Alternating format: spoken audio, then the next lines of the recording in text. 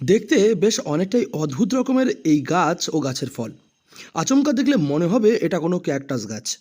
তবে এই গাছের ফলের উপকারিতা রয়েছে অনেকটাই।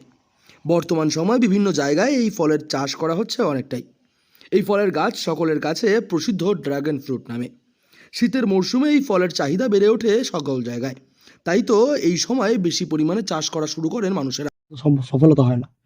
তো যারা নতুন চাষি, যারা ড্রাগন ফ্রুট চাষ করতে আগ্রহ রয়েছে যাদের, তাদের উদ্দেশ্যে কি বলবেন যে কোন সময় চাষ করাটা বেশি আদর্শ সময় এটা?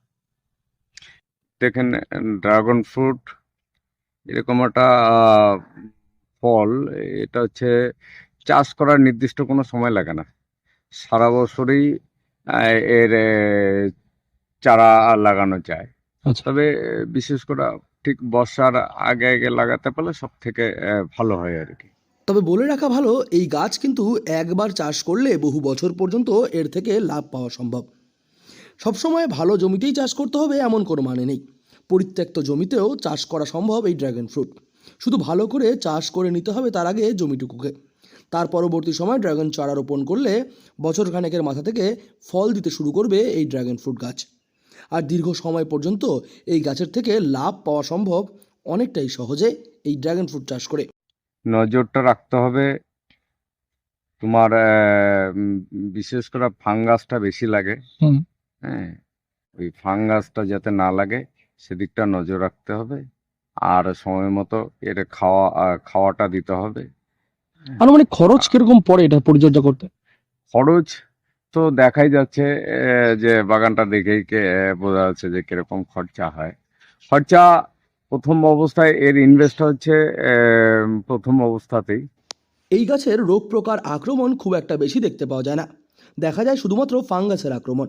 এছাড়াও এই চাষে জলসেচের পরিমাণ খুবই কম লাগে। তাই তো বেশি পরিমাণ জলসেচ দিতে খরচ হয় না খুব একটা। এছাড়া গাছের বৃদ্ধি সঠিক রাখতে ফল হওয়ার পর সঠিক সময়ে ডালগুলি কেটে দিতে হয়। তাহলে গাছের বৃদ্ধি সঠিক থাকে এবং ফলের আকারও হয় অনেকটাই বড়। এই গাছ বর্তমান সময়ে একবার চাষ করলে দীর্ঘ সময় পর্যন্ত লাভ দিতে সক্ষম। আর আমি বিশেষ করে গোবর সার, জৈব সার, হাড় গুঁড়ো, শিংকুচি এগুলোই দিচ্ছি। রাসায়নিক বেশি দেই না। আচ্ছা।